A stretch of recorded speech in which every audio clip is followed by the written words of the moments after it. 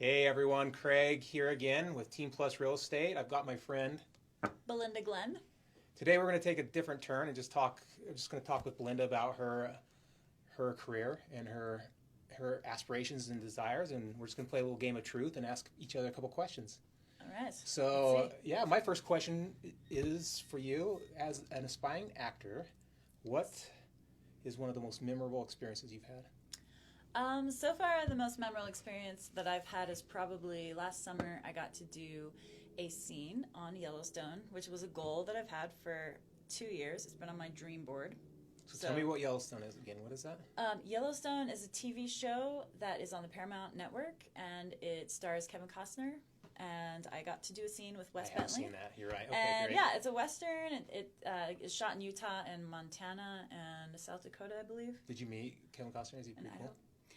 No, he wasn't on set he wasn't that day. Too bad. But I got to meet Wes Bentley. He was very cool. He was really nice. I met him at lunch before I knew who he was. And he was super nice. Awesome. So that was interesting. Yeah, so that was the best. That was probably the coolest experience I've had so far.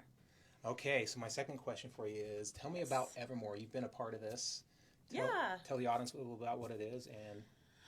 So Evermore, I just did the Aurora season at Evermore. I played the character of Miss Frances Ginley. I was one of the evil villains of the season.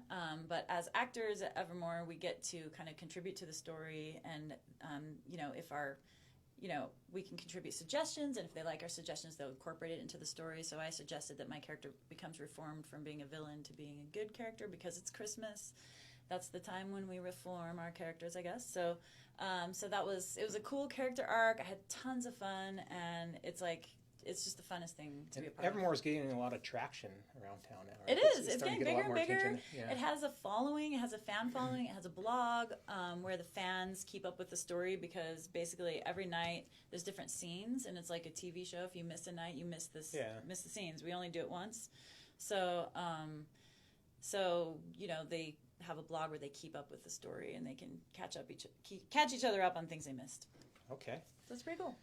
Love it. It's a fantasy world, kind of live action fantasy experience, to kind of describe it a little more. But you can look it up online, evermore.com, I believe. Evermore.com. Okay. Yeah. This is a different question. This is one. What's one of your future dreams that you have? One of your future goals? That is actually on my next dream board. I do have my future goals, but honestly, it's kind of, I keep that private. Okay. To be honest. Yeah, I hear you. No, that's a good. No, keep it to yourself. I don't want to jinx it. What I was trying to lead into, one other question I have for you is something I admire that you're doing right now. Sometimes it's one of my goals, and one of the things I want to do in the next couple of years. I've had it in the back of my mind, and I keep putting it off. Is you told me you were doing improv, right? Yes. I've wanted to take improv classes for the last 5 years, just for fun, not to actually get up there and do it. I just wanted to learn how to do it. Yeah, you should. Yeah. It's a skill that you can actually develop. Mm-hmm. I do think some people have it naturally. I do not naturally have. I guess it's in circumstances where I'm very comfortable. Maybe I think I can be funny, but when it's under pressure is when it's hard. And I think some people have the ability to be under pressure naturally, and they can still be funny. But someone like me, I have needed to learn it. And this class, it's at Improv Broadway, which is in Provo, which has a really cool way of teaching. It's step by step and really guides you through the process. And it's teaching improv to where you build stories and you build kind of it's a lot to explain. I don't want to go too deep into it, but it's not about being funny every second of, just constant punchlines. It's about building a funny story, to just summarize very basically. And so it's been a really good way for me to walk through it, because improv I've tried so many times to jump into it and just jump into auditions, and it's just something I've had to develop. And it turns out you can develop it. You can, if you go to classes, you actually do kind of start to pick up what is humor and how does it work and what are the elements to it and how do you build up to something, slowly, and then you come to this really funny climax, which I'm still learning to get good at. Well, that can help in your personal life.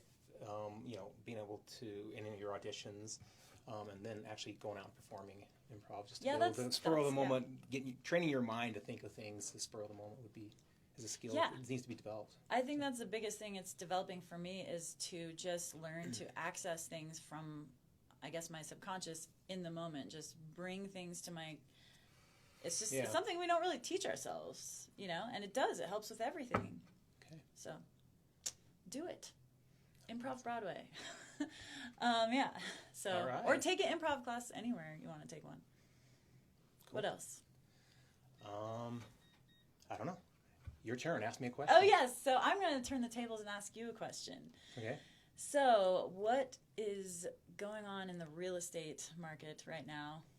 What's going on in the real estate market? Yes. What is the latest? The latest. Well, I think everyone knows right now it's a seller's market. Okay. So it is a seller's market.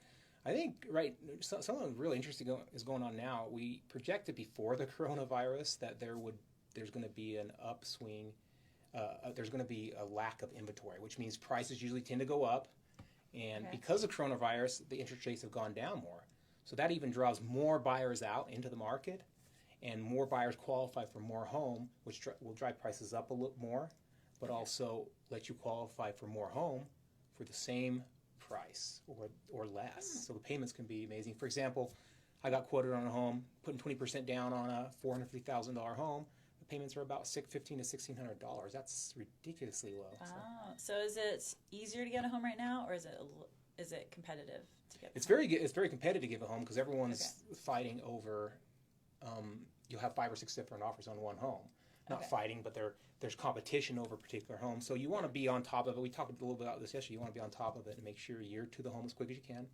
Okay. You make an offer, a good offer that they don't want to refuse, and tie it up before other offers get in, or at least know how to create a competitive offer to beat other offers out. So there's strategies to that for sure. Timing, just like improv. Yeah.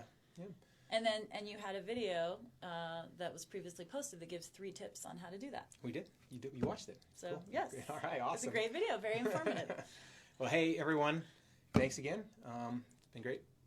Yeah. Thanks so much. Have a good one. Thanks for having me. Yeah.